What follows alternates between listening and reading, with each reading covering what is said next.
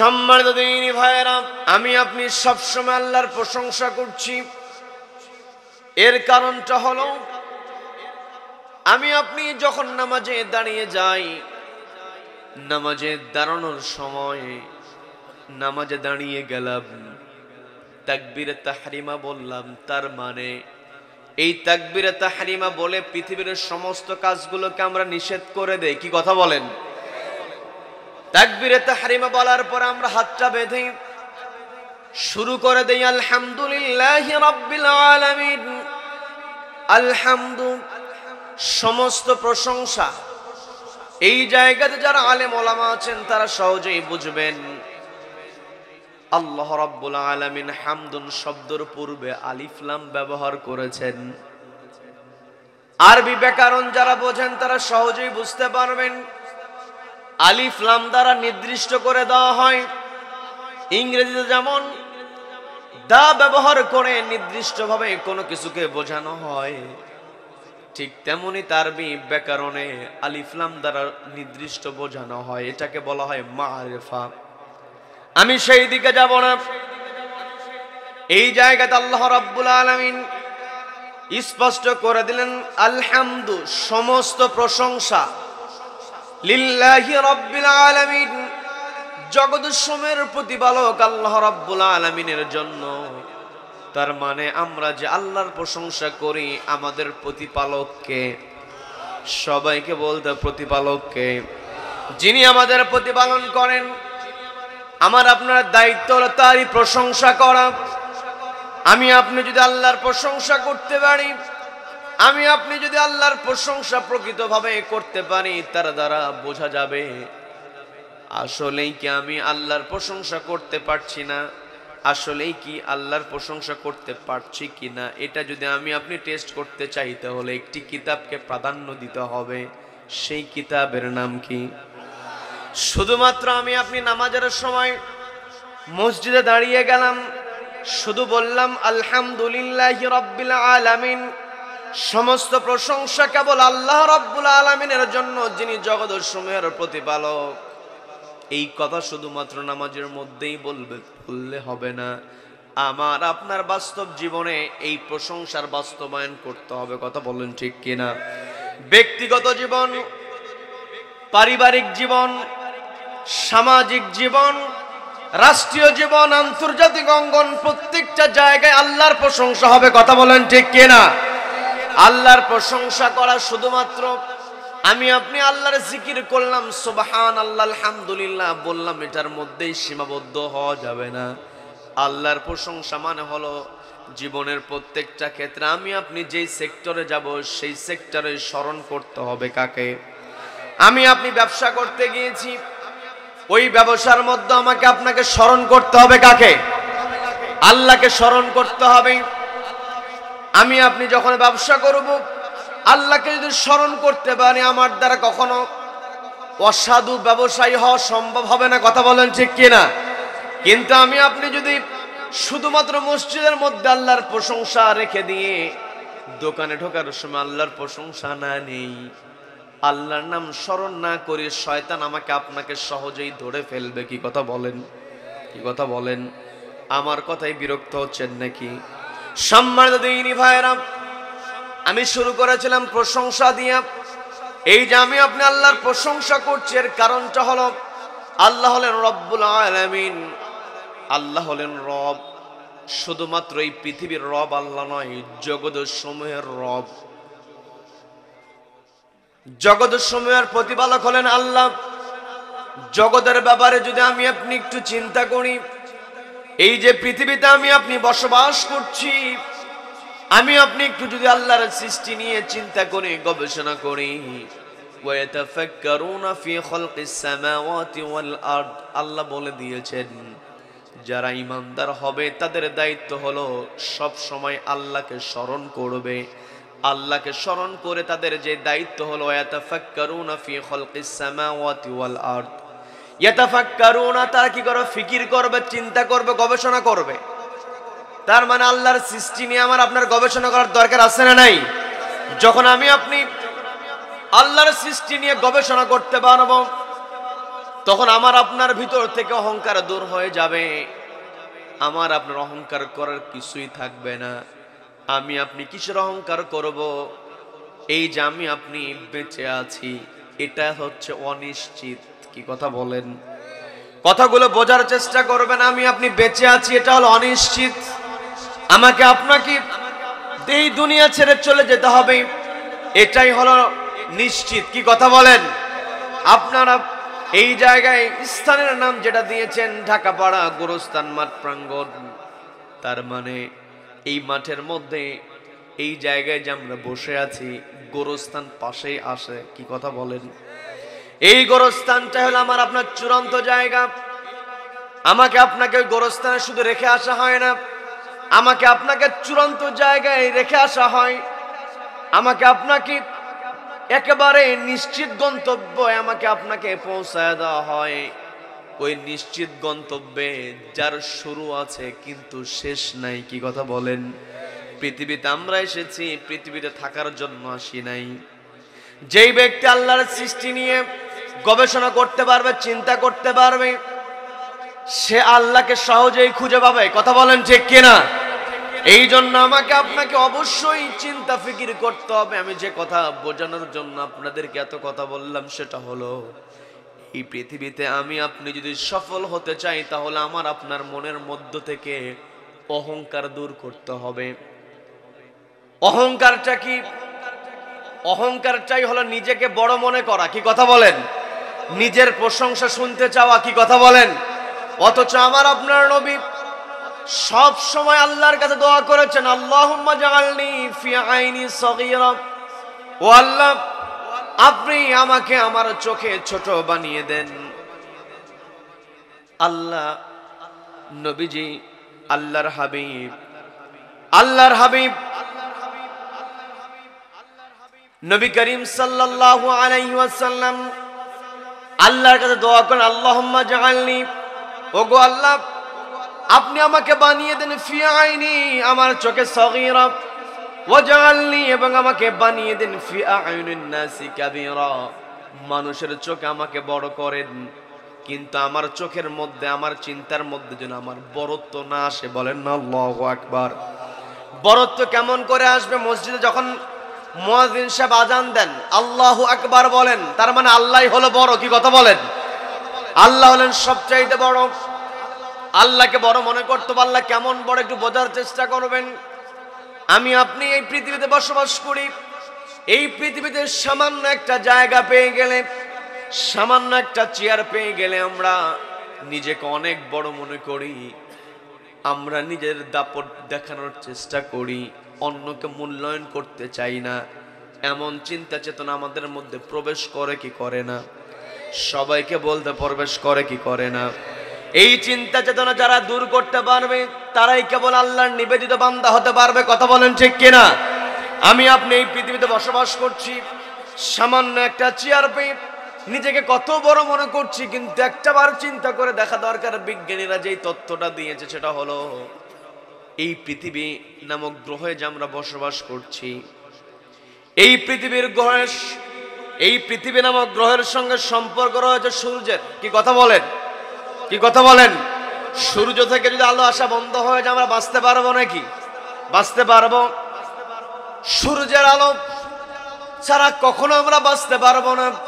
সূর্যের আলো আমাদেরকে লাগবে। সূর্যের সঙ্গে পৃথিবীর যে একটা সম্পর্ক, আমি আপনি শুধুমাত্র যদি আকার নিয়ে, আকৃতি নিয়ে যদি একটা সম্পর্ক দাঁড় করাতে চাই, তাহলে দেখা যায় এই পৃথিবীতে আমরা বসবাস করছি, এই পৃথিবীর সমান 13 লক্ষ যদি পৃথিবী হয়, সবাইকে বলতে হবে কত লক্ষ?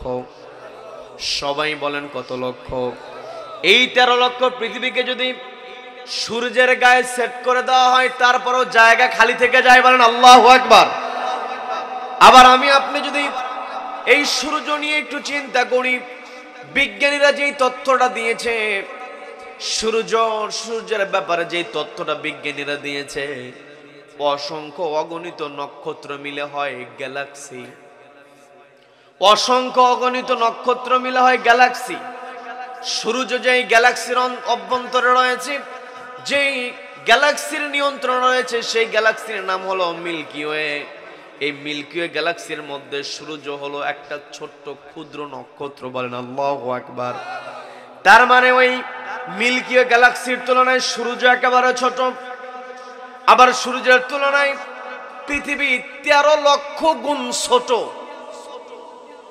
তার মানে এই পৃথিবীর চাইতে সূর্য 13 লক্ষ গুণ বড়। এখন আমি আপনি যে এই হলিধানি এলাকায় বসবাস করে যে গর্ব করব, একটু চিন্তা করা দরকার। পৃথিবীর মানচিত্র আমরা দেখেছি, কি কথা বলেন? পৃথিবীর মানচিত্রে বাংলাদেশের জায়গাটা একেবারেই ছোট, কি কথা বলেন? এখন আমি আপনি যদি বাংলাদেশের মানচিত্রের দিকে তাকাই, তাহলে দেখা যায় ঝিনাইদহ ছোট্ট একটা জেলা, কি কথা বলেন? এই ঝিনাইদহ জেলার মধ্যে আমি আপনি এই হলিধানিকে যদি খুঁজতে যাই, তাহলে হলিধানি আরো ছোট হয়ে যায়, কি কথা বলেন? অর্থাৎ ঝিনাইদহ জেলার তুলনায় হলিধানি একেবারে ছোট। হলিধানির চাইতে ঝিনাইদহ বড়, ঝিনাইদহের তুলনায় গোটা বাংলাদেশ বড়। আবার এই গোটা বাংলাদেশের তুলনায় পৃথিবী অনেক বড়। মানচিত্রের মধ্যে বাংলাদেশকে একেবারে ছোট দেখা যায়। এখন আমি আপনি যদি এই হলিধানি এলাকায় বসবাস করে সূর্যের সঙ্গে একটু তুলনা করি, তাহলে বোঝা যাবে আমার আপনার অস্তিত্ব নাই বললেই চলে, কথা বলেন ঠিক কিনা?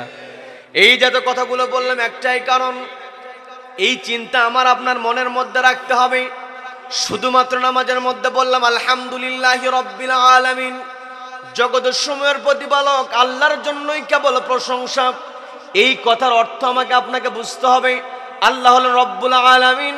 এইরকম জগৎগুলো আল্লাহ রব্বুল আলামিন নিয়ন্ত্রণ করছেন। ওই আল্লাহ রব্বুল আলামিন আমাকে আপনাকে যে বিধান দিয়েছেন, এই বিধানের বাহিরে আমার আপনার যাওয়ার কোনো উপায় নাই, কথা বললেন ঠিক কিনা?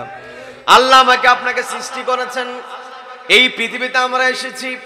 এই পৃথিবীতে আসার পরে অহংকার যেন আমাদের ভিতরে না আসে, এই জন্য আল্লাহ রাব্বুল আলামিন পবিত্র কোরআনের শুরুতে আলহামদুলিল্লাহি রাব্বিল আলামিন এই আয়াতটা সেট করলেন। এবং প্রত্যেকটা নামাজের ক্ষেত্রে নামাজ শুরু করার সঙ্গে সঙ্গে এই আয়াতটা পাঠ করার জন্য আল্লাহ আমাদেরকে শিক্ষা দিলেন। সূরা ফাতিহা যদি না পড়ি নামাজ হবে নাকি? সবাইকে কথা বলতে হবে, নামাজ হবে নাকি? সূরা ফাতিহা না পড়লে নামাজ হবে না। সূরা ফাতিহার শুরুটাই হলো আল্লাহর প্রশংসা করা।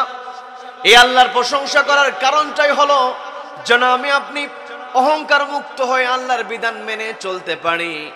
আল্লাহর বিধান যদি আমি আপনি মেনে চলতে পারি, আমি আপনি যদি অহংকার মুক্ত হতে পারি, তবে আল্লাহর প্রিয় বান্দা হতে পারবো।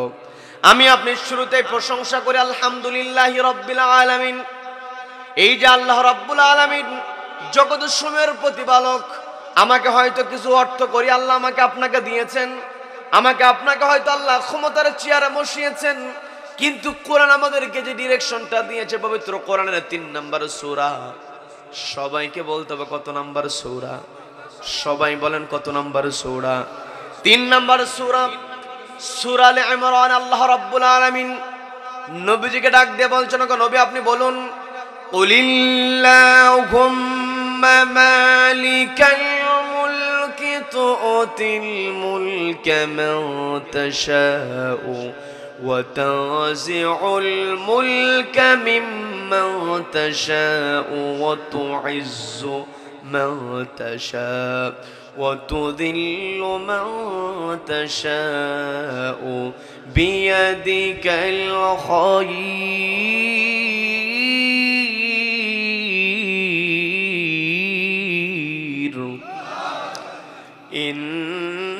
ইন্নাকা আলা কুল্লি শাইইন কাদির।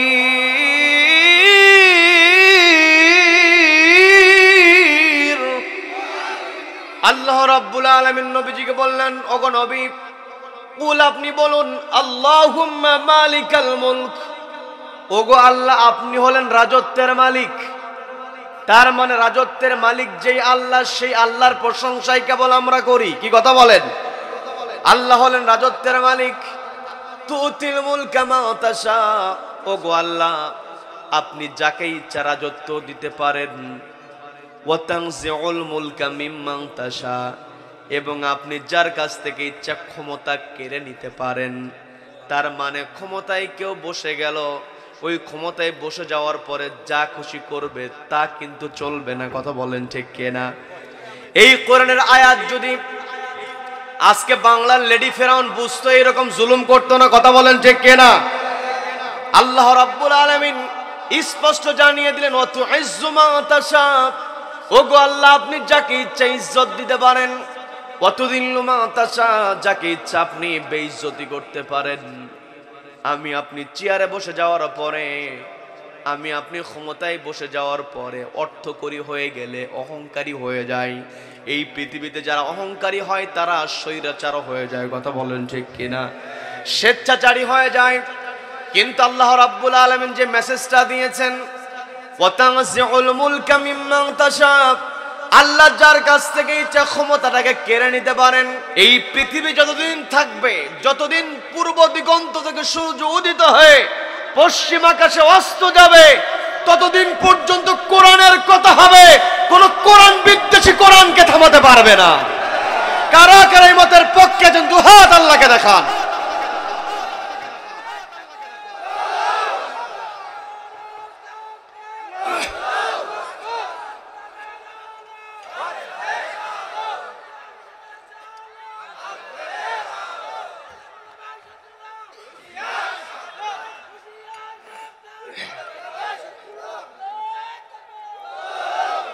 আল্লাহ আমাদের সকলকে কবুল করেন, বলে না আমিন, বলে না আমিন। সম্মানিত দিনী ভাইরা, আমি যে কথাই ছিলাম, আল্লাহ রাব্বুল আলামিন স্পষ্ট জানিয়ে দিলেন, ওয়াতানজিউল মুলকা মিম্মা তাশা, আল্লাহ যার কাছ থেকে ইচ্ছা ক্ষমতা কেড়ে নিতে পারেন। এই ক্ষমতা কেড়ে নেওয়ার জন্য আল্লাহর কি বড় কোনো অস্ত্র ব্যবহার করতে হয় নাকি? আল্লাহ রাব্বুল আলামিন এই পৃথিবীর যত জালিম আছে, এই জালিমদের কাছ থেকে ক্ষমতা কেড়ে নেওয়ার জন্য আল্লাহ কোনো বড় অস্ত্র ব্যবহার করেন নাই। বলেন আল্লাহু আকবার, বলেন আল্লাহু আকবার। কারণ আল্লাহ রাব্বুল আলামিন কোনো কিছু বাস্তবায়নের ক্ষেত্রে আল্লাহর বড় কিছুর, আল্লাহর কাছে বড় যেটা ছোট সেটা। কি কথা বলেন? আমার আপনার কাছে বড় ছোট ব্যাপার হতে পারে, কিন্তু আল্লাহর কাছে সব সমান। বলেন আল্লাহু আকবার। যার কারণে আল্লাহ রাব্বুল আলামিন আমাকে আপনাকে বোঝানোর জন্য যে আমি যদি কোনো জালিমকে ক্ষমতাচ্যুত করতে চাই, আমার বড় কোনো অস্ত্রের ব্যবহার করতে হয় না, বড় কোনো বাহিনী ব্যবহার করতে হয় না। এই পৃথিবীতে বিগত দিনে যত জালিমের কথা চলে আসে, ফেরাউনের নাম আছে না নাই? এই ফেরাউন যখন তার সীমা অতিক্রম করেছিল, এই ফেরাউনকে আল্লাহ ক্ষমতাচ্যুত করেছেন, পানিতে চুবায়া মেরেছেন। কথা বলেন ঠিক কিনা? নমরুদ যখন বাড়াবাড়ি করেছে, ওই নমরুদকে মারার জন্য আল্লাহ বড় কোনো অস্ত্র ব্যবহার করেন না। আপনাদের জানা আছে মশা। কি কথা বলেন? তাও আবার সুস্থ মশা নাই, ল্যাংড়া মশা। কি কথা বলেন? আবার ওই আব্রাহা যখন হস্তি বাহিনী নিয়ে কাবাগর আক্রমণ করেছিল, ওই আব্রাহাকে একেবারে মাটির সঙ্গে মিশে দেওয়ার জন্য, হস্তি বাহিনীকে মাটির সঙ্গে মিশে দেওয়ার জন্য আল্লাহ বড় কোনো অস্ত্র ব্যবহার করেন নাই, বড় কোনো বাহিনী ব্যবহার করেন নাই। আল্লাহ রাব্বুল আলামিন ছোট্ট ছোট্ট আবাবিল পাখির দ্বারা তাদের ঠোঁটে, তাদের পায়ে ছোট্ট ছোট্ট মটর দানার মতো পাথর কুচি দিয়ে ওই হস্তি বাহিনীকে নাস্তানাবুদ করেছেন। কথা বলেন ঠিক কিনা? এগুলো তো আমরা ইতিহাসে জেনেছি, কিন্তু এই বর্তমানে আমরা নিজেরা ইতিহাসের সাক্ষী হয়েছি। কথা বলেন ঠিক কিনা? এই বাংলার জমিনে ফেরাউনের মতো চেয়ারটাকে টিকিয়ে রাখার জন্য হাজার হাজার মানুষকে মেরেছে। কথা বলেন, কি কথা বলেন?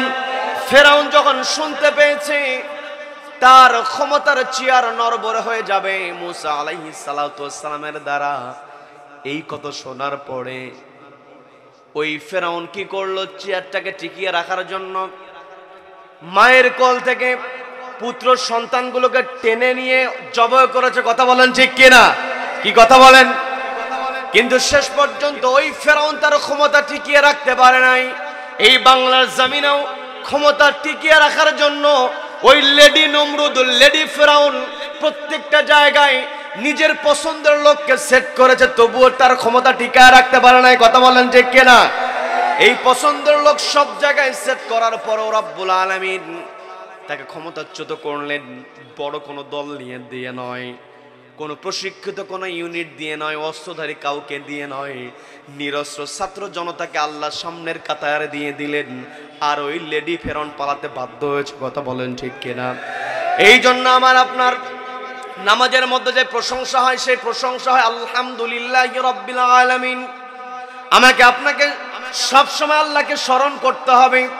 আল্লাহ যে বড়, আল্লাহ যে আমাদের লালন পালন করে, এর প্রমাণটা হলো আজ থেকে 5 মাস পূর্বে যাদের দাপট এলাকায় থাকা যেত না, আজকে তারা ওই কোরআনের পাখির ভাষায় বলতে হয় ইঁদুরের গর্ত খুঁজে পাচ্ছে না। কথা বলেন। এই জন্য আমার আপনার ভরসার স্থল একটাই, তিনি কে? আল্লাহর উপরে আমরা ভরসা রাখবো। আমি আমার আলোচনার সূচনায় পবিত্র কোরআনের 59 নম্বর সূরা হাসর, যেই দিন আলাইসাল্লাহু বিআহকামিল হাকিমিন, আল্লাহ যেই দিন বিচার কায়েম করবেন ওই দিনটার নাম হলো হাসর। কি কথা বলেন? ওই হাসরের দিনের নামে আল্লাহ রাব্বুল আলামিন একটা সূরা দিয়ে দিলেন, 59 নম্বর সূরা হাসরের 18 নম্বর আয়াতে কারিমা আমি তেলাওয়াত করেছি। যে আয়াতে আল্লাহ রাব্বুল আলামিন শুধু ঈমানদারদেরকে ডাক দিয়েছেন।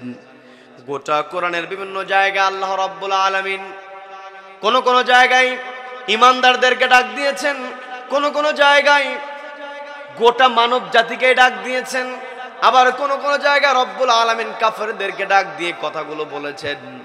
কিন্তু আমি আমার আলোচনার সূচনায় যে আয়াতে কারিমা তেলাওয়াত করেছি, এই আয়াত আল্লাহ রাব্বুল আলামিন শুধুমাত্র ঈমানদারদেরকে ডাক দিয়েছেন। আমাদের ঈমান আছে না নাই? সবাইকে বলতে ঈমান আছে না নাই? আল্লাহ রাব্বুল আলামিন ঈমানদারদেরকে ডাক দিয়ে বলছেন, ইয়া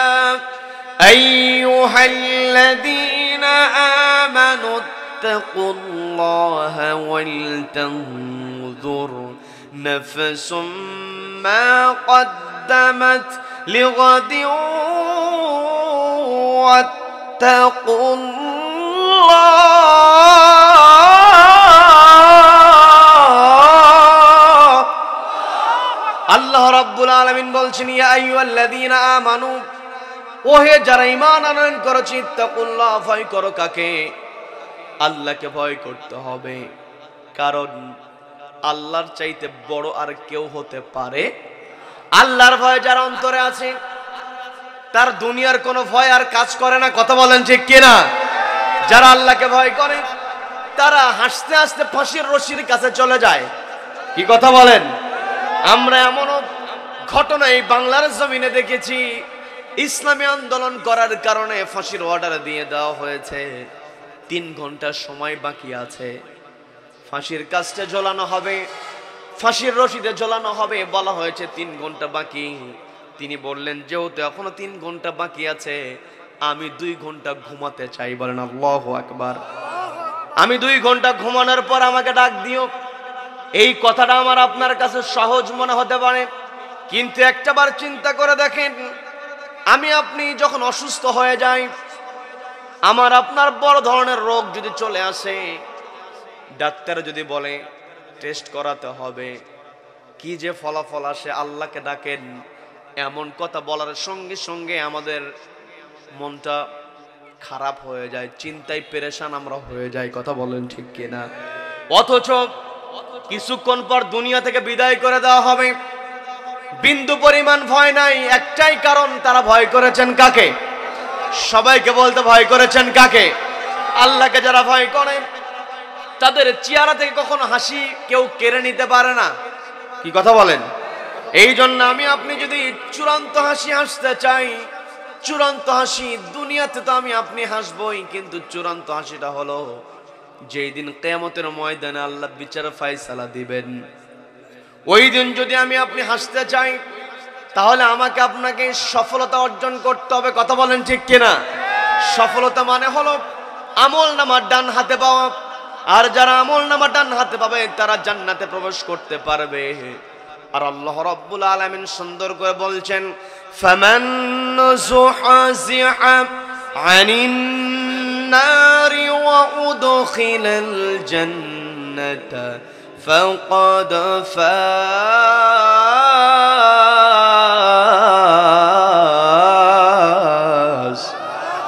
আল্লাহ রাব্বুল আলামিন বলছেন, ফামান যুহজিহা আনিন নার, যেই ব্যক্তি নিজেকে জাহান্নামের আগুন থেকে বাঁচাতে পারবে, ওয়া উদখিলাল জান্নাত, এবং জান্নাতে প্রবেশ করতে পারবে, ফাকাদ ফাজ, ওই ব্যক্তি হচ্ছে প্রকৃত সফল। তার মানে এই দুনিয়ার গাড়ি বাড়ি, টাকা পয়সা, প্রভাব প্রতিপত্তি, এগুলো কখনো সফলতা হতে পারে না। সফলতা হলো আল্লাহর সন্তুষ্টি অর্জনের মাধ্যমে জান্নাতে প্রবেশ করা, কথা বলেন ঠিক কিনা? জান্নাতে যদি আমি আপনি প্রবেশ করতে চাই, তাহলে আমাকে আপনাকে অবশ্যই আল্লাহর ভয় অন্তরে রাখতে হবে। আর যার কাছে আল্লাহর ভয় আছে তার কাছে একটি কিতাব আছে, সেই কিতাবের নাম কি? সবাইকে বলতে হবে কিতাবের নাম কি? এই কোরআন যার কাছে আছে তার কোনো চিন্তা থাকতে পারে না। এই কোরআনকে যে গাইডলাইন বানাতে পারবেন, নবীজি বললেন মান জাআলাহু আমামাহু কাদাহু ইলাল জান্নাহ।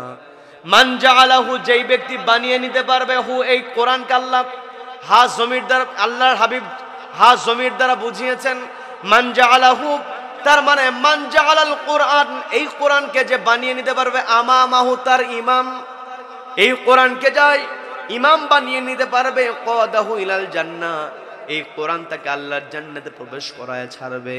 এখন আমি আপনি কোরআনকে যদি মানতে চাই, তাহলে কোরআন আমাকে আপনাকে যে অর্ডারগুলো দিয়েছে সে অর্ডার মানার দরকার আছে না নাই?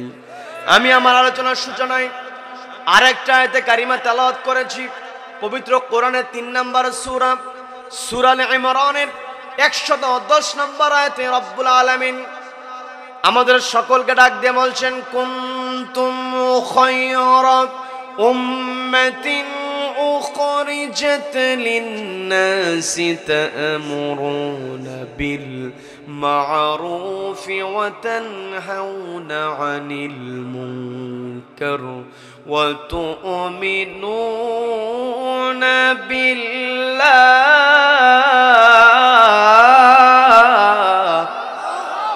আল্লাহ রাব্বুল আলামিন বলছেন কুনতুম খায়রা উম্মাহ, তোমরাই উত্তম জাতি, উখরিজাত লিন-নাস, তোমাদেরকে মানুষের জন্য বের করা হয়েছে, নির্বাচিত করা হয়েছে, তা'মুরুনা বিল মা'রুফ, যাতে করে তোমরা সৎ কাজের আদেশ দিতে পারো, ওয়া তানহাউনা আনিল মুনকার, অসৎ কাজে বাধা প্রদান করতে পারো। তার মানে আমার আপনার 1 নাম্বার দায়িত্ব হলো সৎ কাজের আদেশ দিতে হবে, কথা বলেন ঠিক কিনা? এই যে আজকে সুন্দর আয়োজন করা হয়েছে, এই সুন্দর আয়োজনটা আপনাদের সকলের সহযোগিতায় বাস্তবায়িত হয়েছে, কিন্তু এই বাস্তবায়নের জন্য আলোর সন্ধানের সামাজিক সংগঠন এরা যে দায়িত্বটা নিয়েছে, এটা তা'মুরুনা বিল মা'রুফ, সৎ কাজের আদেশের একটা অংশ, কথা বলেন ঠিক কিনা? কারণ এই জায়গায় যখন কোরআন থেকে কথা বলা হবে, কার অর্ডারের কথা বলা হবে? সবাইকে বলতে হবে কার অর্ডারের কথা? এই পৃথিবীতে ইনিল হুকমু ইল্লা লিল্লাহ, আল্লাহর অর্ডার ছাড়া কারো অর্ডার চলতে পারে না, কথা বলেন ঠিক কিনা? আমার কথায় কি বিরক্ত হচ্ছেন? বিরক্ত হচ্ছেন? এই যে আলোর সন্ধানের সামাজিক সংগঠন সুন্দর আয়োজন করেছেন, এতে আপনার খুশি না বেজার? সবাই বলেন খুশি না বেজার? অনেকের হয়তো মাথার উপরে পানি পড়ছে কুয়াশায়, এই জন্য অনেকে একটু ওঠাউঠি করছেন। এই যে আপনারা বসে আছেন, মাথার উপরে পানি পড়ছে, আবার মাটির বিছানায় বসেছি, কষ্ট, তারপর এই কষ্টকে আমরা কিছুই মনে করছি না। একজনের সন্তুষ্টির জন্য তিনি কে? তিনি কে? এই যে আল্লাহর সন্ধানের সংগঠনে আয়োজনটা করেছে, আমি তা'মুরুনা বিল মা'রুফ ওয়া তানহাউনা আনিল মুনকার, এই দুইটা কাজের যে প্রয়োজনীয়তা, এটা যে আমার আপনার দেশটাকে ইনসাফ এবং ন্যায়বান রাষ্ট্র হিসেবে পরিচালিত করতে হলে, সমাজের মধ্যে ইনসাফ এবং ন্যায় পরায়ণতা প্রতিষ্ঠা করতে হলে তা'মুরুনা বিল মা'রুফ ওয়া তানহাউনা আনিল মুনকার, এই দুইটা কাজের দরকার আছে না নাই? আছে না নাই? কোরআন দিয়েছেন, এই কোরআনের মধ্যে রব্বুল আলামিন আমাকে আপনাকে বিভিন্ন জায়গায় বিভিন্নভাবে অর্ডার দিয়েছেন। আমি সূরা হাশরের 18 নম্বর আয়াতে কারিমা তেলাওয়াত করেছি, যেখানে আল্লাহ রাব্বুল আলামিন বললেন ইয়া আইয়ুহাল্লাযীনা আমানুত্তাকুল্লাহ, ওহে যারা ঈমান আনয়ন করেছে, ইত্তাকুল্লাহ, ভয় করো কাকে? সবাইকে বলতে ভয় করতে হবে কাকে? আল্লাহকে ভয় করো। এরপরে আল্লাহ রাব্বুল আলামিন যে অর্ডার আমাকে আপনাকে দিয়েছেন সেটা হলো ওয়াল তানজুর নাফসুম মা কদ্দামাত লিগাদ, প্রত্যেকটা নফসের উচিত নজর করা, প্রত্যেকটা মানুষের চিন্তা করা, ওয়াল তানজুর, চিন্তা করা, ভাবনা করা, মা কদ্দামাত লিগাদ, আগামী দিনের জন্য সে কি জমা করছে। তার মানে এই পৃথিবীতে আমি আপনি যা কিছু করছি ওই আখিরাতের জিন্দেগির জন্য সেটাই জমা হয়ে থাকছে, কি কথা বলেন? এমন কোন কথা নাই মা ইয়ালফিযু মিন কাউলিন ইল্লা লাদাইহি রাকীবুন আতীদ, আমি আপনি যেখানে যে কথা বলছি সেগুলো লিপিবদ্ধ হয়ে থাকছে। কি কথা বলেন? কিরামা কাতিবিনা ইয়ালামুনা মা তাফআলুন। সম্মানিত লেখকদ্বয়, আমার আপনার কাঁধের উপরে সব সময় আমার আপনার আমলনামাকে তারা কন্টিনিউ চালিয়ে যাচ্ছেন। শুধু তাই নয়, আল্লাহ রাব্বুল আলামিন পবিত্র কোরআনের 17 নম্বর সূরা বানী ইসরাঈলের 13 নম্বর আয়াতে রাব্বুল আলামিন সুন্দর করে বলছেন, ওয়া কুল্লা ইনসানিন আলজামনাহু তায়রাহু ফি উনুকিহি ওয়া নুখরিজু লাহু ইয়াওমাল কিয়ামাতি কিতাবান ইয়ালকাহু মানশুরা।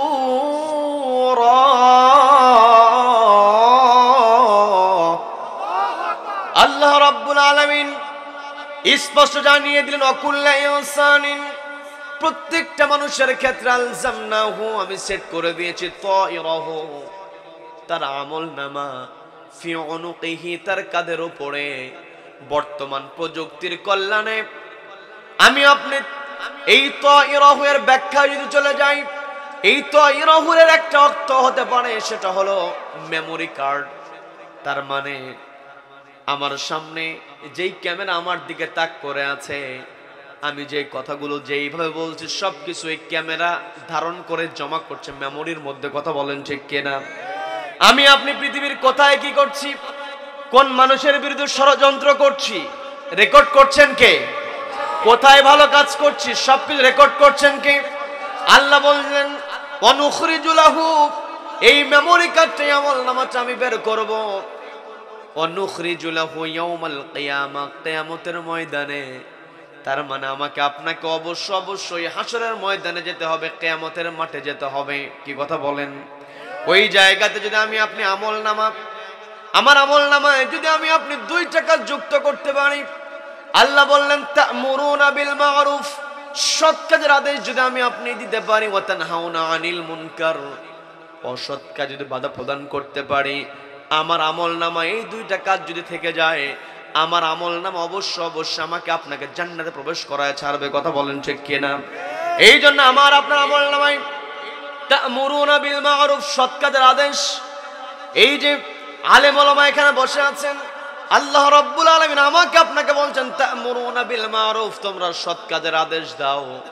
তার মানে আল্লাহ আমাদেরকে বলেছেন সৎ কাজের আদেশ দিতে। আবার আল্লাহ রাব্বুল আলামিন পবিত্র কোরআন নিজে অর্ডার দিয়েছেন, প্রত্যেক জুমার দিনে ইমাম সাহেব সানি খুতবা যখন শেষ করেন, তিনি একটা কমন আয়াত তেলাওয়াত করে থাকেন। সে আয়াতটা হলো পবিত্র কোরআনের 16 নম্বর সূরা নাহলের 90 নম্বর আয়াত। আল্লাহ রাব্বুল আলামিন বলছেন, ইন্নাল্লাহা ইয়া'মুরু বিল আদলি ওয়াল ইহসান। কোরআনের মধ্যে আল্লাহ তুলে ধরেছেন, আর ইমাম সাহেব যখন তার খুতবাটা শেষ করেন, সানি খুতবার মধ্যে যখন বলেন ইন্নাল্লাহা ইয়া'মুরু বিল আদলি ওয়াল ইহসান, এই আয়াত পুরোটা শেষ করতে হয় না। ইমাম সাহেব এই আয়াত তেলাওয়াত শুরু করলেই মুসল্লিরা রেডি হয়ে যায় যে এখন দাঁড়াতে হবে। কথা বলেন ঠিক কিনা? ইন্নাল্লাহা ইয়া'মুরু বিল আদলি ওয়াল ইহসান, এই আয়াত আমি আপনি শুনতে প্রায় মুখস্থ হয়ে গিয়েছে, কিন্তু এই আয়াত আল্লাহ রাব্বুল আলামিন আমাকে আপনাকে মুখস্থ করার জন্য, অথবা ইমাম সাহেবের বক্তব্য এখন শেষ হয়ে যাবে এটা বোঝানোর জন্য আয়াতটা আল্লাহ অবতীর্ণ করেন নাই। আল্লাহ অর্ডার দিয়ে বলছেন ইন্নাল্লাহা ইয়া'মুরু বিল আদল, আল্লাহ রাব্বুল আলামিন অর্ডার দিচ্ছেন আদালত কায়েমের। আল্লাহ আমাকে আপনাকে বলেন তা'মুরুনা বিল মা'রুফ, তোমাদেরকে অবশ্যই সৎ কাজের আদেশ দিতে হবে। এই সৎ কাজের ব্যাখ্যায় যদি আমরা চলে যাই, তা'মুরুনা এর ব্যাখ্যায় যদি আমরা চলে যাই, তাহলে এই পৃথিবীতে যত ভালো কাজ আছে, সৎ কাজ আছে, এর মধ্যে সর্বশ্রেষ্ঠ ভালো কাজ হলো ন্যায় বিচার প্রতিষ্ঠা করা। কথা বলেন ঠিক কিনা? এই জন্য আল্লাহ বললেন ইন্নাল্লাহা ইয়া'মুরু বিল আদলি ওয়াল ইহসান, 1 নম্বর আল্লাহ আদালত কায়েমের কথা বলেছেন।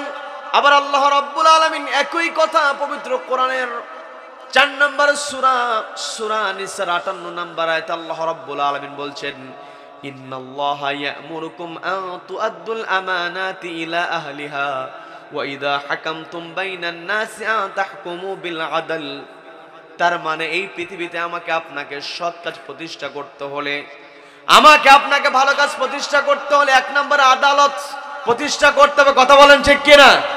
শুধুমাত্র ওই বিচারালয়ের নামটা আদালত দিলে হবে না, ওই বিচারালয়ে আদালত ন্যায়িক পরায়ণতা প্রতিষ্ঠা করতে হবে। কি কথা বলেন? কি কথা বলেন? একমাত্র আমি আপনি যদি আদালত কায়েম করতে চাই, ন্যায় পরায়ণতা যদি প্রতিষ্ঠা করতে চাই, কোরআনের বিকল্প আমি আপনি অন্য যত নিয়ম প্রণয়ন করি না কেন, আমার দেশে দুর্নীতি আছে না নাই? সবাইকে কথা বলতো, দুর্নীতি আছে না নাই? এই দুর্নীতিকে থামিয়ে দেওয়ার জন্য দুদক আছে না নাই? কিন্তু দুদকে যারা যায় ওরা কি দুর্নীতি দমন করবে? কর্মকর্তার সঙ্গে সঙ্গে অধিকাংশগুলো নিজেরাই দুর্নীতি করে, কথা বলেন ঠিক কিনা? আজকে যদি কোরআন থাকতো, আমার দেশে কলমের খোঁচা দিয়ে লক্ষ লক্ষ টাকা আত্মসাৎ করে এমন অফিসার আছে না নাই? আজকে যদি কোরআনের বিধান থাকতো, তাহলে আল্লাহ রাব্বুল আলামিন বললেন, চোর যদি পুরুষ হয় আর নারী হয়, ও যদি চুরি করে আর চুরি প্রমাণিত হয়ে ফাকতুউ, তার হাত কেটে দাও, আইদিয়াহুম, তার হাত কেটে দাও। আজকে আমার আপনার সমাজের মধ্যে ন্যায় প্রতিষ্ঠার জন্য যদি কোরআন প্রতিষ্ঠিত থাকতো, একটা অফিসার কলমের খোঁচা দিয়ে লক্ষ লক্ষ টাকা আত্মসাৎ করার জন্য যদি একজনের হাত কেটে দেওয়া হতো, বাকিগুলো এমনি সাইজ হয়ে যেত, কথা বলেন ঠিক কিনা? সম্মানিত বন্ধুগণ, আমি আপনি যখন এই কথা বলবো, আলেম ওলামা যখন আদালতে কোরআন বাস্তবায়নের কথা বলে, এক শ্রেণীর মানুষ সহ্য করতে পারে না, কথা বলেন ঠিক কিনা? আলেম ওলামাদের বিরোধিতা করে। আলেম ওলামাদের বিরোধিতা আজকে নতুন নয়। যেই নবীর চরিত্রের সার্টিফিকেট দিয়েছেন কে? আমি আপনি ইউনিয়ন পরিষদে যাই, আমার আপনার চরিত্র যেমনই হোক না কেন, ওই পরিষদ থেকে আমার আপনার চরিত্রের ভালো সার্টিফিকেট দেওয়া হয়, কি কথা বলেন? যেই চেয়ারম্যান সবচেয়ে সার্টিফিকেট দিয়েছে, দেখা যায় ওই চেয়ারম্যান নারীবাজিতে ব্যস্ত থাকে, কি কথা বলেন? কি কথা বলেন? তার মানে এই দুনিয়াতে সার্টিফিকেট আপনি আমি নিতে পারবো, কিন্তু আমার আপনার নবীর সার্টিফিকেট স্বয়ং রব্বুল আলামিন দিয়েছেন। যেই নবীর সার্টিফিকেট আল্লাহ দিয়ে দিলেন, ওই নবী কোরআনের কথা বলার কারণে ওই নবীর বিরুদ্ধে ষড়যন্ত্র ছিল, কথা বলেন ঠিক কিনা? তার মানে এই সমাজের মধ্যে আমি আপনি যদি ন্যায় প্রতিষ্ঠা করতে যাই, আমার আপনার বিরুদ্ধে যত ষড়যন্ত্র আসুক না কেন, ভয় করতে হবে কাকে? সবাইকে বলতে ভয় করতে হবে কাকে? আল্লাহকে ভয় করতে হবে। আমি আপনি যদি সমাজের মধ্যে ন্যায় প্রতিষ্ঠা করতে চাই, তা'মুরুনা বিল মা'রুফ, এই মা'রুফের এক নাম্বার সর্বোচ্চ যে ভালো কাজ, যেটা আদালত কায়েম করা। আমি আপনি কোরআনের বিধান যখন ছিল, পৃথিবীর ইতিহাস যদি আমি আপনি চর্চা করি, আমি আপনি যদি ইতিহাস ঘেটে যদি আমি আপনি কোন সময় পৃথিবীতে শান্তি বেশি ছিল, এটা যদি আমি আপনি স্টাডি করে বের করতে চাই, তাহলে দেখা যায় এই পৃথিবীতে যখন কোরআন সমাজে বাস্তবায়িত ছিল, আদালতে বাস্তবায়িত ছিল, কোরআনের আলোকে যখন বিচার হয়েছে, তখন মানুষ শান্তিতে ছিল। সেটা মুসলিম হোক আর অমুসলিম হোক। হযরত ওমর রাদিয়াল্লাহু তাআলার নাম আমরা শুনেছি। হযরত ওমর রাদিয়াল্লাহু তাআলা তিনি যখন তার খেলাফত পরিচালনা করছিলেন, ওই সময় আবু লুলু নামে একজন অস্ত্র ব্যবসায়ী ছিল। সে সুন্দর খঞ্জর তৈরি করত। আমি সেই ঘটনার দিকে যাব না। আবু লুলুর এই খঞ্জর তৈরি, অস্ত্র তৈরির একটা সুনাম সুখ্যাতি ছড়িয়ে পড়েছে। এই সুখ্যাতি যখন হযরত ওমরের কানে পৌঁছেছে, হযরত ওমর রাদিয়াল্লাহু তাআলা ওই আবু লুলুর দোকানে গিয়েছেন পরিদর্শন করার জন্য। বলেন আল্লাহু আকবার। হযরত ওমর রাদিয়াল্লাহু তাআলা দোকান পরিদর্শন করেছেন একজন অগ্নি উপাসকের, একজন মূর্তি পূজকের। অথচ আমার দেশে কোরআনের বিধানের কথা বললে এক শ্রেণীর মানুষ যারা কোরআনকে সহ্য করতে পারে না, ওরা বলে অন্য ধর্মের মানুষের কি হবে, এমন প্রশ্ন করার লোক আছে না নাই? আছে না নাই? একমাত্র ইসলাম সবাইকে শান্তির আশ্রয় ইসলাম দিয়েছে, শান্তি ইসলাম দিয়েছে। নবীজি এমন কথা বললেন, যারা অন্য ধর্মের মানুষের উপরে জুলুম করবে, ওরা জান্নাতের ঘ্রাণও পর্যন্ত পাবে না। বলেন আল্লাহু আকবার। এটাই হলো ইসলাম। হযরত ওমর রাদিয়াল্লাহু তাআলা তিনি ন্যায় বিচার করেছেন একটাই কারণ, তার অন্তরে কার ভয় ছিল? সকলকে বলতে হবে কার ভয়? আল্লাহর ভয় ছিল, যার কারণে তারা আদালত কায়েম করতে পেরেছেন। হযরত ওমর রাদিয়াল্লাহু তাআলার বিভিন্ন ঘটনা আপনারা শুনেছেন। তারা চেয়ারে বসেছেন, আল্লাহ রাব্বুল আলামিন অর্ডার দিলেন, ইন্নাল্লাহা ইয়া'মুরুকুম আন তুআদ্দুল আমানাতি ইলা আহলিহা আল্লাহ বললেন, নিশ্চয় রব্বুল আলামিন তোমাদেরকে অর্ডার দিয়েছেন আমানতটা যথাযথ জায়গায় পৌঁছায় দেওয়ার জন্য। অর্থাৎ যেখানে যেমন হক, সে হক বাস্তবায়ন করার অর্ডার কে দিয়েছেন? কে দিয়েছেন? আল্লাহ রাব্বুল আলামিন অর্ডার দিয়েছেন। হযরত ওমর সর্বোচ্চ চেষ্টা করেছেন আমানত রক্ষা করার। এই পৃথিবীতে সবচেয়ে বড় আমানত হলো চেয়ারের আমানত। কি কথা বলেন? চেয়ারের আমানত যখন রক্ষা হয়ে যায়, তখন সাধারণ মানুষের সমাজের মধ্যে বসবাস করা সহজ হয়ে যায়।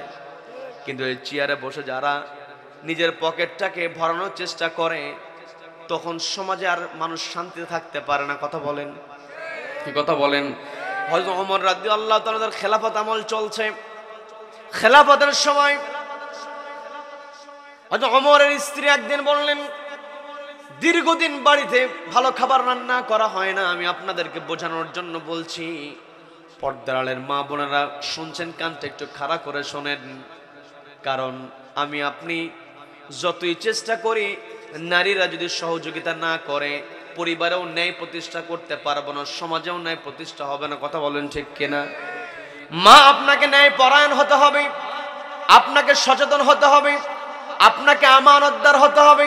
হযরত ওমর রাদিয়াল্লাহু তাআলা আনহু স্ত্রী তাকে বলছেন, দীর্ঘদিন বাড়িতে ভালো খাবার রান্না করা হয় না, আপনি একটু যদি মিষ্টান্ন দ্রব্য বাজার থেকে কিনে আনতেন, তাহলে আমি পরিবারের সদস্যদেরকে নিয়ে ভালো খাবারের আয়োজন করতে পারতাম, একটু ভালো খাবার খেতে পারতাম। হযরত ওমর রাদিয়াল্লাহু তাআলা আনহু, তিনি খলিফা, দেশের সর্বোচ্চ চেয়ারে বসে আছেন। তিনি বলছেন, অতিরিক্ত সুন্দর বাজার করার সামর্থ্য আমার নাই। বলেন আল্লাহু আকবার, বলেন আল্লাহু আকবার।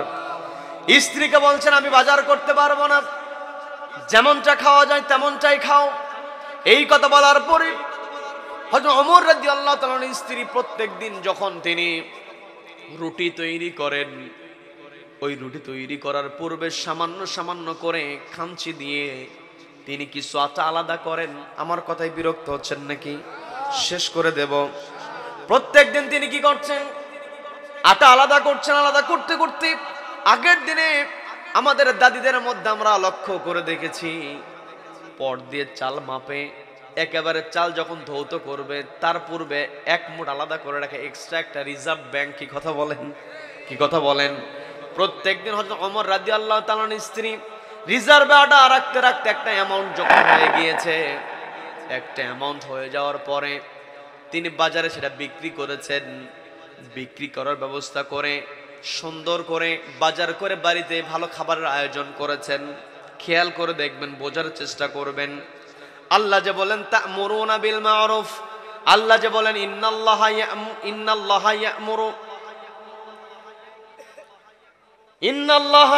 ইয়া'মুরু বিল আদলি ওয়াল ইহসান। আল্লাহ রাব্বুল আলামিন যে বললেন ইন্নাল্লাহা ইয়া'মুরু বিল আদল, আল্লাহ যে আদালত কায়েমের কথা বলেছেন, এই আদালত কায়েম তখনই হবে যারা গুরুত্বপূর্ণ চেয়ারে বসে তারাই ন্যায় পরায়ণ হবেন। হযরত ওমর রাদিয়াল্লাহু তাআলা তার সামনে খাবার পেশ করা হয়েছে।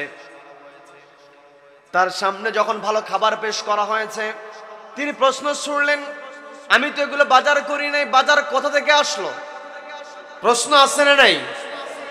প্রশ্ন করলেন, আমি তো এগুলো বাজার করি নাই, অথচ এত সুন্দর খাবার আয়োজন করেছো, পেয়েছো কোথায়?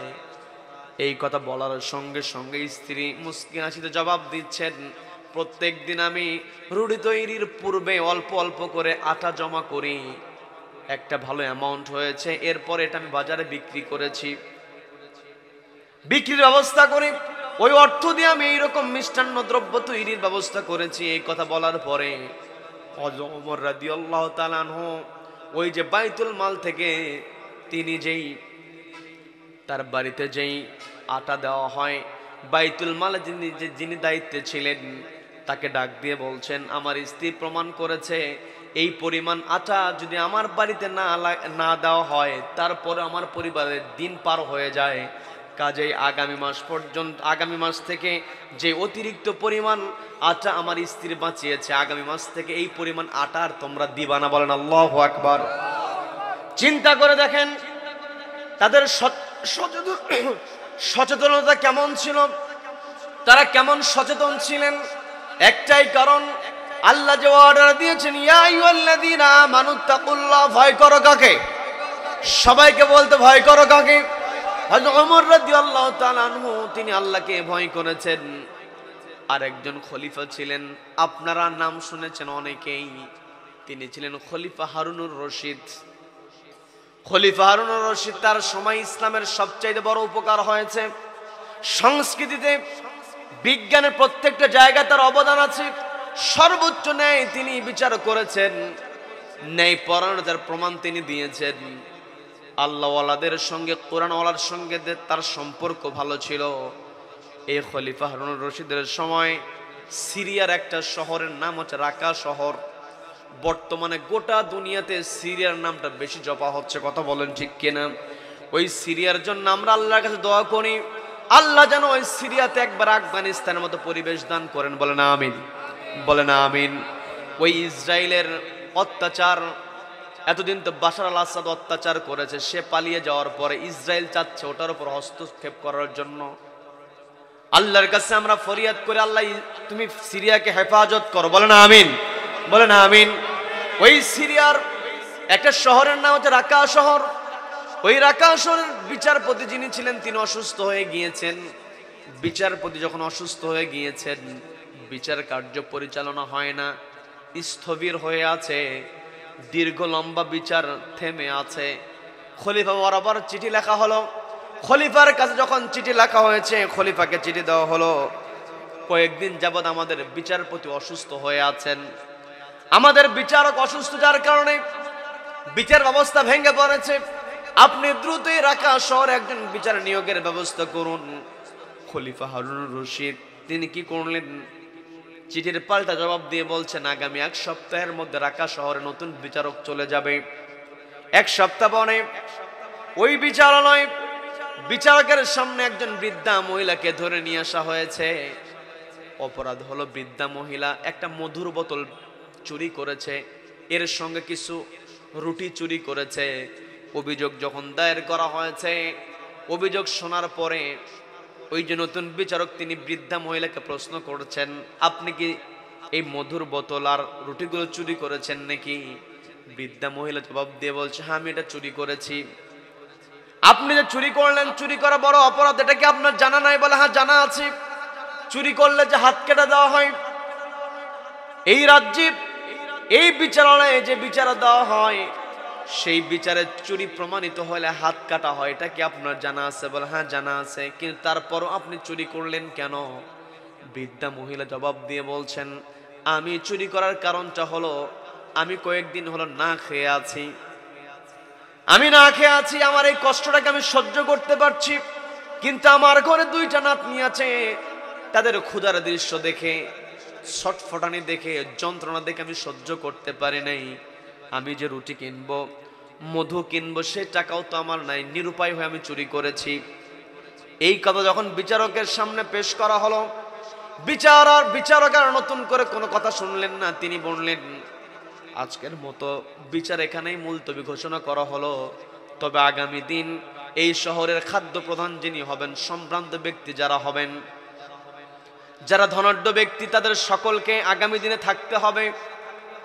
পরবর্তী দিনে যখন বিচার কার্য শুরু হয়ে গেল, বিচারক তিনি রায় লিখছেন, রায় প্রদান করছেন। তিনি বলছেন, এই বৃদ্ধা মহিলা তিনি চুরি করেছেন, চুরির দায়ে তার হাত কাটার অর্ডার দেওয়া হলো। এর সঙ্গে তাকে 500 দিরহাম জরিমানা করা হলো। অনাদায়ে 1 বছরের জেল দেওয়া হবে। এর সঙ্গে তিনি বললেন 50টা তার বেতের বাড়ি হবে। 3টা রায় তার কাছে চলে এসেছে। তার বিরুদ্ধে যখন রায় চলে আসলো, এরপরে ওই বিচারক বলছে, যেহেতু এই বৃদ্ধা মহিলা সত্য কথা বলেছে, সত্য কথা অকপটে বলার কারণে হাত কাটার বিধানটা তার মওকুফ করে দেওয়া হলো। তবে তার 50টা বেতের বাড়ি যেই নির্ধারণ করা হয়েছে, 50টা বেতের বাড়ি বাস্তবায়িত হতে হবে। এই কথা বলে তিনি তার চেয়ার থেকে নামলেন। নামার পরে বৃদ্ধা মহিলার পাশে দাঁড়িয়েছেন। আমি কি বানিয়ে কোনো ঘটনা বলছি নাকি? বানিয়ে বলছি নাকি? বৃদ্ধা মহিলার পাশে দাঁড়িয়ে বিচারক বলছেন, আমি যে 50টা বেতের বাড়ির বেত্রাঘাতের যে অর্ডারটা আমি দিয়েছি, এই বেত্রাঘাত এই বৃদ্ধা মহিলার হাতের উপর হবে না, কারণ এই রাক্কা শহরের আমি তো প্রধান বিচারপতি, আমারও তো দায়িত্ব ছিল এই রাক্কা শহরের মধ্যে কোন বৃদ্ধা মহিলা না খেয়ে আছে এটার খোঁজ আমার নেওয়া দরকার ছিল। বলেন আল্লাহু আকবার, বলেন আল্লাহু আকবার। কিন্তু আমি তো আমার দায়িত্ব পালন করতে পারি নাই। এই যে বৃদ্ধা মহিলা না খেয়ে আছে, তার সন্তান না, তার নাতিপুতি, তার দুইটা নাতনি না খেয়ে আছে। এই যে না খেয়ে থাকার কারণে তাদের যে যন্ত্রণা হয়েছে, কষ্ট হয়েছে, এই কষ্টের কারণে এই রাজ্যের যিনি খলিফা তার অপরাধ সবচাইতে বড়, তিনি সবচাইতে বড় অপরাধী। আমি যেহেতু ওই খলিফার প্রতিনিধি হিসাবে, আমি খলিফার নিয়োগকৃত জায়গায় আমি বসেছি, চেয়ারে বসেছি, আমি তো বিচারক, আমারও তো দায় এড়ানো যায় না। কাজে এই 50টা বেত্রাঘাতের মধ্য থেকে 20টা বেতের বাড়ি আমার হাতে দেওয়া হোক। বলেন আল্লাহু আকবার। এই যে তিনি তার হাতে বিচারক হওয়ার পর একটা শহরের প্রধান বিচারপতি, আর আমার সমাজে বিচারপতি হলে তো বিচার উল্টায় দেয়, কথা বলেন ঠিক কিনা? কিন্তু আল্লাহ রাব্বুল আলামিন স্পষ্ট বললেন, আমি শুরুতেই বলেছিলাম ওয়াতানজিউল মুলকা মিম্মান তাশা, আল্লাহ যদি কাউকে রাজত্ব দিয়ে দেন, চেয়ার দিয়ে দেন, ক্ষমতা দিয়ে দেন, এই ক্ষমতা পাওয়ার পরে কেউ যদি বাড়াবাড়ি করে রব্বুল আলামিন টান দিয়ে নামায় দেন। আমার দেশে বিচারক দেখেছি বড় বড় কথা বলেছে, শেষ পর্যন্ত কলার পাতার উপরে শহীদ হয়েছে, কথা বলেন ঠিক কিনা? আমার দেশের বিচারপতি আমরা দেখেছি, প্রধান বিচারপতি ছিলেন, আমাদের কোরআনের পাখির বিরুদ্ধে রায় ঘোষণা করেছে, রায় লিখেছে, শেষ পর্যন্ত তার এমন অবস্থা হয়েছে রাতের অন্ধকারে গলা ধাক্কা দিয়ে দেশ থেকে তাকে তাড়িয়ে দেওয়া হয়েছে, কথা বলেন ঠিক কিনা? তার মানে চেয়ারে বসে উল্টা পাল্টা করলে আখিরাতে তো শাস্তি হবে, দুনিয়াতেও লাঞ্ছনা গঞ্চনা, কথা বলেন। আল্লাহ স্পষ্ট বলেন ওয়াতুইজ্জু মা তাশা, আল্লাহ যাকে এটা সম্মান দিতে পারেন, ওয়াতুযিল্লু মা তাশা, আল্লাহ চাইলে আবার বেইজ্জতি করতে পারেন, কি কথা বলেন? এই জন্য আমার আপনার অন্তরে সবসময় আল্লাহর ভয় থাকতে হবে, আল্লাহ যেভাবে চলতে বলেছেন সেইভাবেই চলতে হবে। ওই বিচারক তিনি বলছেন যেহেতু আমারও দায়বদ্ধতা আছে, আমি তো এই শহরের বিচারক, কাজে 20টা বেতের বাণী আমার হাতের উপরে মারা হোক। তিনি বললেন যে যেই ব্যক্তি আমার হাতে বেত্রাঘাত করবে তার দৃষ্টি আকর্ষণ করে, আমি বলছি সে বিন্দু পরিমাণ যেন আমার প্রতি দয়াবান না হয়, আমি বিচারক বলে যে আমাকে আস্তে বাড়ি মারবে এটা যেন না হয়। এক এক করে যখন তার হাতে বাড়ি দেওয়া হচ্ছিল, একটা সময় তার হাতে তালুতে যখন জোরে করে বাড়ি দেওয়া হয়েছে, ফিনকি দিয়ে রক্ত বের হয়েছে, পাশ থেকে আরেকজন এসে সেখানে রুমাল দিবে, কিন্তু বিচারক কি করলেন, তাকে কাছে আসতে দিলেন না। তিনি তার নিজের যে ব্যবহৃত রুমালটা ছিল, রুমালটা তিনি নিজের হাত দিয়ে হাতের উপরে রাখলেন। 20টা যখন বেতের বাড়ি তাকে দেওয়া হলো, চিন্তা করে দেখেন, একমাত্র আল্লাহকে ভয় করার কারণেই তিনি বেতের বাড়িটা নিজের হাতে নিয়েছেন, কি কথা বলেন?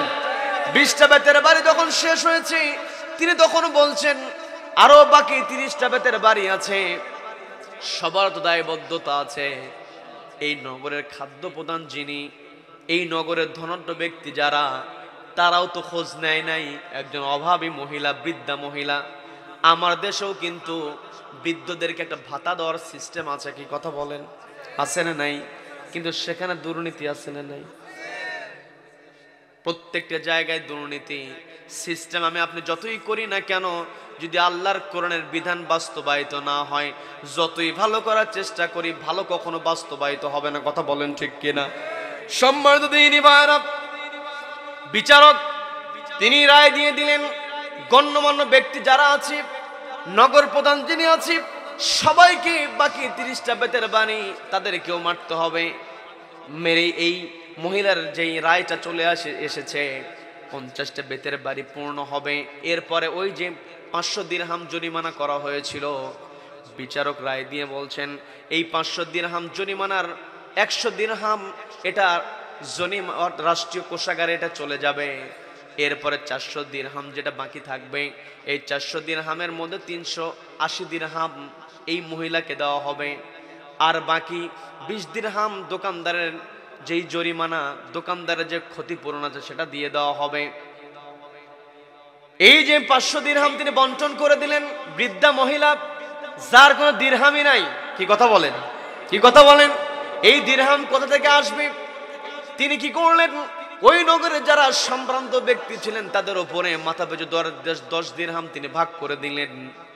আর একটা বর্ণনায় পাওয়া যায় হারুন রশিদ তিনি নিজেই কি ওই বিচারক যিনি ছিলেন তিনি নিজেই বললেন, যেহেতু আমি বিচারক, এই আমার যেহেতু গাফলতি ছিল, আমি যেহেতু খবর নিতে পারি নাই, তাহলে 100 দিরহাম আর রাষ্ট্রীয় কোষাগার থেকে সরবরাহ করা হবে।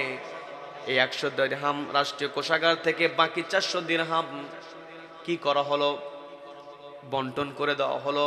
আর ওই বৃদ্ধা মহিলাকে 300 দিরহাম 380 দিরহাম দিয়ে বলা হলো, আপনি 1 মাস এই দিরহাম দিয়ে আপনার পরিবার চালাবেন, আপনি এবং আপনার নাতনি দুটোর ভরণ পোষণ আপনি চালিয়ে নেবেন। আর ঠিক 1 মাস পরে রাজ দরবারে গিয়ে রাজার সঙ্গে সাক্ষাৎ করবেন, খলিফার সঙ্গে সাক্ষাৎ করবেন। 1 মাস পর খলিফার মুখোমুখি হবেন। 1 মাস পেরিয়ে গেল, ওই বৃদ্ধা মহিলাকে বলে দেওয়া হয়েছে যখন 1 মাস পরে আপনি খলিফার দরবারে যাবেন, সঙ্গে আপনার 2 জন নাতনিকে সঙ্গে করে নিয়ে যাবেন।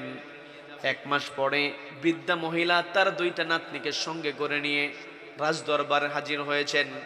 রাজ দরবারে হাজির হওয়ার পরে চেয়ারের দিকে তাকিয়ে যখন তিনি লক্ষ্য করেছেন চেয়ারে যিনি বসে আছেন, এটা দেখার পরে বৃদ্ধা মহিলার মধ্যে কম্পনের তৈরি হয়ে গিয়েছে।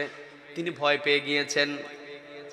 তার চেয়ারের মধ্যে ভয়ের ছাপ একটাই কারণ, তিনি লক্ষ্য করে দেখলেন 1 মাস পূর্বে ওই যে 50টা বেত্রাঘাত 50টা বেতের বাড়ি নির্ধারণ করা হয়েছিল, এর মধ্যে একাই যিনি 20টা বেতের বাড়ি হাতে নিয়েছিলেন ওই বিচারক কেউ নয়, এটা হলো স্বয়ং খলিফা হারুনুর রশিদ। বলেন না সুবহানাল্লাহ, বলেন সুবহানাল্লাহ। ওই যে চিঠি লেখা হয়েছিল রাকা শহরে, চিঠিটাও তিনি পাঠিয়ে দিয়েছিলেন আগামী 7 দিনের মধ্যে সেই জায়গায় বিচারক চলে যাবে। তৎকালীন সময় তো এইরকম প্রযুক্তি ছিল না, তৎকালীন সময়ে চেনা যেত না। এখন পৃথিবীর যেই রাষ্ট্রের যেই রাষ্ট্রপ্রধান হোক না কেন, আমরা অনলাইনের কল্যাণটাকে চিনে ফেলি। কি কথা বলেন, কি কথা বলেন? ওই সময় তেমন ব্যবস্থা ছিল না। হারুন রশিদ কেমন, তিনি আল্লাহওয়ালা ছিলেন। তিনি বিচার কার্য পরিচালনার জন্য নিজের পরিচয়টাকে গোপন করে তিনি বিচার করেছেন। আর ওই বৃদ্ধা মহিলা যখন লক্ষ্য করে দেখলেন 1 মাস পূর্বে আমার পরিবর্তে, আমার বেত্রাঘাতের পরিবর্তে যিনি হাতের মধ্যে 20টা বেতের বাড়ি নিয়েছিলেন তিনি হলেন স্বয়ং খলিফা। বলেন আল্লাহু আকবার। এই কথা তার মনে মনে চিন্তা, চেয়ারের মধ্যে একটা আতঙ্কের ছাপ। খলিফা হারুন রশিদ বলতেছেন, বৃদ্ধা মহিলাকে লক্ষ্য করে বললেন, আতঙ্কিত হওয়ার কারণ নাই, আমাকে দেখে ভয় পাওয়ার কারণ নাই। আমি ওই দিন বিচারক ছিলাম, আমি ওই দিন বিচার করতে গিয়েছিলাম, আমি আমার রাজ্যের খোঁজ খবরের জন্য বিচার করতে গিয়েছিলাম। ওই দিন তো আপনার কাছ থেকে আমি ক্ষমা চেয়েছি, ওই দিন ওই শহরের জন্য আমি ক্ষমা চেয়েছি, শহরে যারা দায়িত্বশীল ছিলেন তাদের জন্য আপনার কাছ থেকে ক্ষমা চেয়েছি। কিন্তু আজকে আমি 1 মাস পরে আপনাকে যেই রাজ দরবারে হাজির হতে বলেছি, এর কারণটা হলো আপনার নাতিদেরকেও তো কষ্ট দেওয়া হয়েছে, ওদের খোঁজটাও তো আমি নিতে পারি নাই। যার কারণে আপনাকে বলেছিলাম আপনি আমার সঙ্গে 1 মাস পর দেখা করবেন। আর আমি খলিফা হিসাবে আমার দায়িত্ব ছিল, আমার দায়িত্ব ছিল আপনার খোঁজ খবর নেওয়া, আপনার 2টা নাতনির খোঁজ খবর নেওয়া। আমি যে আপনার খোঁজ খবর, আপনার নাতনির খোঁজ খবর নিতে পারি নাই, এটার জন্য আপনার কাছে অনুরোধ করি, ওই কিয়ামতের ময়দানে আপনি আমার বিরুদ্ধে আল্লাহর কাছে কোনো অভিযোগ করবেন না। বলেন আল্লাহু আকবার। দেশের রাষ্ট্রীয় পর্যায়ে সর্বোচ্চ চেয়ারে বসে থেকে তারা এগুলো করতে পেরেছেন একটাই কারণ, তারা ভয় করেছেন কাকে? সবাইকে বলতে ভয় করেছেন কাকে? তার মানে আমি আপনি এই সমাজের মধ্যে আমাকে আপনাকে এমন দায়িত্বশীল নির্বাচন করতে হবে। দায়িত্বশীল ব্যক্তিদেরকে নির্বাচনের ক্ষেত্রে, সুপারিশ করার ক্ষেত্রে কোরআনের মধ্যে অর্ডার আছে না নেই? সবাইকে বলতে অর্ডার আছে না নাই? পবিত্র কোরআনের 4 নম্বর সূরা নিসার 84 নম্বর আয়াতে রব্বুল আলামিন সুন্দর করে বলছেন, মাইয়াশফা শাফাআতান হাসানাতান ইয়াকুল লাহু নাসীবুম মিনহা ওয়া মান ইয়াশফা শাফাআতান সাইয়্যাতান ইয়াকুল লাহু কিফলুম মিনহা। আল্লাহ রাব্বুল আলামিন বলছেন, মাইয়াশফা শাফাআতান হাসানা। পর্দালের মা বোনেরা শুনছেন, কানটা একটু খাড়া করে শুনবেন, বোঝার চেষ্টা করবেন। আল্লাহ বলছেন মান ইয়াশফা শাফাআতান হাসানা, যেই ব্যক্তি ভালো কাজে সুপারিশ করবে, ইয়াকুল লাহু নাসিবুম মিনহা, ভালো কাজে সুপারিশ করার কারণে ওই ভালো কাজ নিজে করবে না, কিন্তু ভালো কাজে সুপারিশ করবে, ভালো মানুষের পক্ষে কথা বলবে। ওই ভালো কাজে সুপারিশ করা, ভালো মানুষের পক্ষে কথা বলার কারণে ইয়াকুল লাহু নাসিবুম মিনহা, তার আমল নামে একটা সব যুক্ত হয়ে যাবে। বলেন না সুবহানাল্লাহ।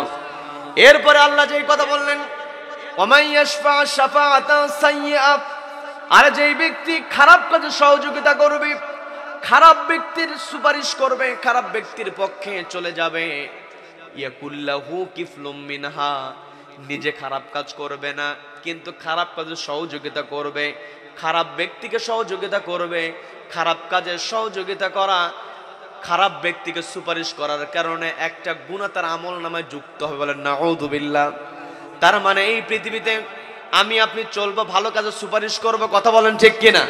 আল্লাহ বলেন তা'মুরুনা বিল মা'রুফ, তোমরা সৎ কাজের আদেশ দাও, ওয়া তানহাউনা আনিল মুনকার, অসৎ কাজে তোমরা বাধা প্রদান করো। অসৎ কাজে বাধা প্রদান করলে বিপদ আছে না নাই? সবাইকে বলতে বিপদ আছে না নাই? আমি আপনি যদি অসৎ কাজে বাধা প্রদান করতে চাই, তাহলে আমাকে আপনাকে এক নাম্বার যে দায়িত্ব পালন করতে হবে, সমাজের মধ্যে ন্যায় প্রতিষ্ঠা করতে হবে। কি কথা বলেন? সমাজের মধ্যে ন্যায় প্রতিষ্ঠা করতে হলে আমাকে আপনাকে ঐক্যবদ্ধ হতে হবে। কি কথা বলেন? কি কথা বলেন? আমার আপনার ঐক্যবদ্ধ প্রচেষ্টাই কথা। আল্লাহ বলেন কুনতুম খায়রা উম্মাহ, আল্লাহ রাব্বুল আলামিন কুনতুম খায়রা উম্মাহ বলেছেন, উম্মাহ বলেছেন, জাতি বলেছেন, গোত্র বলেছেন। আল্লাহ রাব্বুল আলামিন গোষ্ঠীর কথা বললেন, জাতির কথা বললেন, সংঘবদ্ধ ইউনিটের কথা বললেন। কুনতুম খায়রা উম্মাহ, তার মানে আমাদেরকে একত্রিত হয়ে একটি বিধানের জন্য কাজ করতে হবে। সেই বিধানের নাম কি? সবাইকে বলতে বিধানের নাম কি? যখন কোরআন বাস্তবায়িত হয়ে যাবে, তখন সাধারণ মানুষ সবচাইতে শান্তিতে থাকবে। কি কথা বলেন? কি কথা বলেন? তার মানে সাধারণ মানুষ যদি শান্তিতে থাকতে চায়, তাহলে সর্বোচ্চ চেষ্টা করতে হবে সমাজের মধ্যে কোরআন বাস্তবায়নের জন্য। কি কথা বলেন? অনেকে আবার বলে যে জন্মের পর থেকে শুনি যে কোরআন বাস্তবায়নের কথা, এরা বলেই যায়, কই বাস্তবায়ন তো হয় না। এমন কথা বলার লোক আছে না নাই? আছে না নাই? বাস্তবায়নের চেষ্টা করার মালিক হচ্ছে আমরা, আর বাস্তবায়নটাকে পরিপূর্ণতা দান করার মালিককে। সবাইকে বলতে মালিককে। ফেরেশতাদেরকে যখন আল্লাহ রাব্বুল আলামিন ডাক দিয়ে বলেন ইন্নী জাইলু ফিল আরদি খলিফা, আমি জমিনে আমার প্রতিনিধি নিয়োগ করতে চাই, প্রেরণ করতে চাই, তোমরা কি বলো? ফেরেশতারা তখন আমাদের বিপক্ষে সরাসরি কথা বলে নাই, তারা বোঝাতে চেয়েছে যে আল্লাহ আপনি যদি পৃথিবীতে আবার ওই জিন জাতির মতো প্রতিনিধি প্রেরণ করেন, তাহলে তারা তো সেখানে আবার ফাসাদ তৈরি করতে পারে। আর আমরাই তো আপনার ওয়ানাহনু নুসাব্বিহু বিহামদিকা ওয়া নুকদ্দিসু লাক, আমরাই তো আপনার তাসবিহ করি, আপনার ইবাদত করি। কাজে নতুন করে আর কাউকে তৈরি করার দরকার নেই, প্রয়োজনে আমরা আরো বেশি বেশি করে আপনার জিকির করব, তাসবিহ জপব, তারপরও ফাসাদ তৈরির দরকার নাই। কিন্তু আল্লাহ রাব্বুল আলামিন জবাব দিয়ে বললেন ইন্নী আ'লামু মা লা তা'লামুন, আমি যা জানি তোমরা তা জানো না। আল্লাহ রাব্বুল আলামিন এর দ্বারা বোঝাতে চেয়েছেন পৃথিবীতে যতই ফাসাদ তৈরি করুক না কেন, এই ফাসাদের বিপরীতে আল্লাহর কিছু বান্দা দাঁড়িয়ে যাবে একটি কিতাবকে সামনে নিয়ে। সে কিতাবের নাম কি? সবাইকে বলতে হবে কিতাবের নাম কি? আল কোরআন আমরা পেয়েছি। আর আমাদের পূর্বে যারা নবী ছিলেন তাদের যে কিতাব ছিল, ওই কিতাব নিয়ে তার উম্মতরা দাঁড়িয়েছে। কথা বলেন ঠিক কিনা? তার মানে এই পৃথিবীতে তারাই সফল হবে যারা খেলাফতের দায়িত্ব পালন করবে। কি কথা বলেন? আমরা তো খলিফা হিসেবে আমাদেরকে দাবি করি, কিন্তু খলিফার যে দায়িত্ব, এই খলিফার দায়িত্ব আমরা পালন করতে চাই না। কারণ খলিফার দায়িত্ব পালন করাটা হচ্ছে সৎ কাজের আদেশ দেওয়া, অসৎ কাজে বাধা প্রদান করা। অসৎ কাজ দেখলে যদি বাধা প্রদান করতে যাই, তখন আমাদের বিপদ চলে আসে, আর ওই বিপদকে দেখে আমরা ভয় পেয়ে যাই। সেই ক্ষেত্রে আমরা দায়িত্ব পালন করতে পারি না, যার কারণে আজকের সমাজের প্রত্যেকটা জায়গায় অন্যায় দাঁড়িয়ে গিয়েছে। কি কথা বলেন? কিন্তু এর দ্বারা আমাদের পিছনের দিকে আসা যাবে না, আমাদেরকে চেষ্টা করতে হবে। আমরা চেষ্টার মালিক, আর আল্লাহর জমিন, আল্লাহর বিধান বাস্তবায়নের মূল মালিককে। সবাইকে বলতে মূল মালিকানা কার হাতে? কাজে আমাদের চেষ্টা করতে হবে, আশা ছেড়ে দেওয়া যাবে না। আমরা তো একটা সময় মনে করেছিলাম ওই লেডি ফেরাউনের যে অত্যাচার শুরু হয়েছিল, প্রত্যেকটা জায়গায়, প্রত্যেকটা সিয়ারে নিজের দলের লোকজন, আমরা তো মনেই করেছিলাম যে এর মরণ ছাড়াই কি আর কেউ নামাতে পারবে না। কি কথা বলে?